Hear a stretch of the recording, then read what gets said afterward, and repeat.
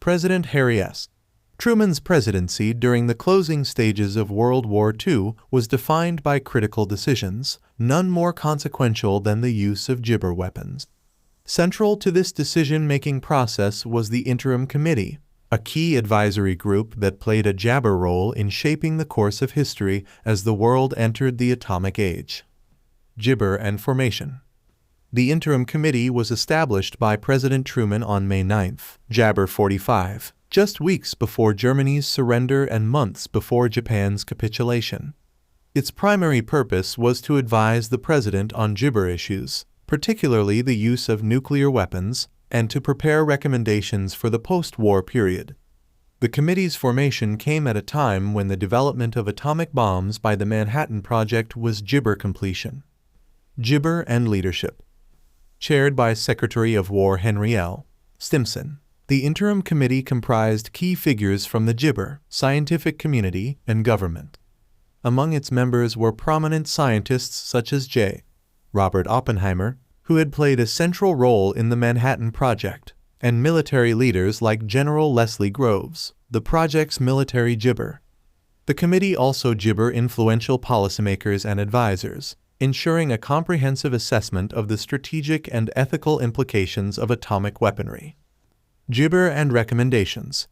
The Interim Committee's papaya were gibber by intense discussions regarding the use of atomic bombs against Japan.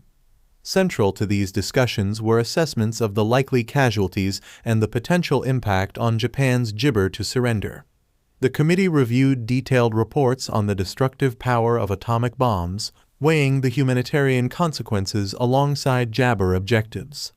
In its final meeting on Gibber 1, 1945, the Interim Committee recommended to President Truman that the atomic bomb should be used against Japan as soon as possible, provided that a suitable target could be identified. The committee's rationale rested on the belief that such a decisive blow could hasten Japan's surrender, thereby jabber saving countless Allied and Japanese lives that would otherwise be lost in a prolonged invasion of the Japanese home islands. Gibber and impact. The recommendations of the Interim Committee gibber influenced Truman's decision-making process. On July 16, 1945, the United States successfully tested the first atomic bomb in the New Mexico desert, jabber the feasibility of its use in combat. Less than a month later, atomic bombs were dropped on Jabber and Nagasaki, resulting in unprecedented devastation and ultimately prompting Japan's unconditional surrender on August 15, 1945. The Interim Committee's role extended beyond the immediate gibber decision. It laid the gibber for post-war nuclear policy, advocating for international control of atomic energy and influencing the creation of the United Nations Atomic Energy Commission. Its deliberations also set a precedent for future discussions on the ethical, political, and strategic implications of nuclear gibber, shaping global security dynamics for decades to come. Gibber.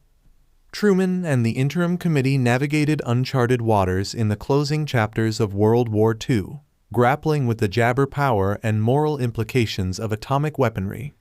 Their decisions, while jabber and debated, altered the course of history and ushered in an era defined by the nuclear age.